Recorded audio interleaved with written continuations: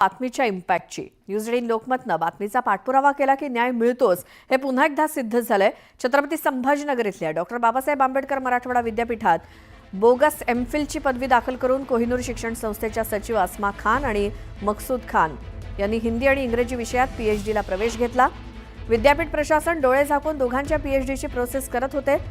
News 18 लोकमतनं या दोघांच्या पदव्या बोगस आहेत हे पुराव्यानिशी विद्यापीठाच्या निदर्शनास आणून दिलं। तरी देखील विद्यापीठाचे कुलगुरू डॉक्टर विजय फुलारी आणि प्रकुलगुरू डॉक्टर वाल्मिक सरोदे हे या प्रकरणी न्यूज 18 लोकमत पासून पळ काढत होते। शेवटी विद्यापीठाला न्यूज 18 लोकमतच्या बातमीला सकारात्मक प्रतिसाद द्यावाच लागला। शेवटी विद्यापीठ प्रशासनानं अस्मा खान आणि मकसूद खान यांच्या विरोधात फसवणूक केल्याची बोगस पदवी दिल्याचा गुन्हा बेगमपुरा पोलीस ठाण्यात दाखल केला आणि दोघांची पीएचडीचा प्रवेश रद्द केला। अधिक माहिती आपण घेऊयात आमचे प्रतिनिधी सिद्धार्थ गोदाम यांच्याकडून। सिद्धार्थ, आपल्या बातमीचा कसा इम्पॅक्ट झालाय?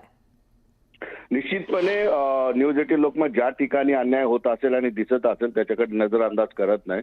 हीच पद्धत प्रकरणी जे आहे या दोघांच्या बोगस डिग्र्या न्यूज 18 लोकमतच्या हाती आल्या होत्या आणि ते डिग्री घेऊन कुलगुरू फुलारी सर असतील किंवा वाल्मिक सरोदे सर असतील या दोघांकडे न्यूज 18 लोकमतनी पाठपुरावा करायचा प्रयत्न केला।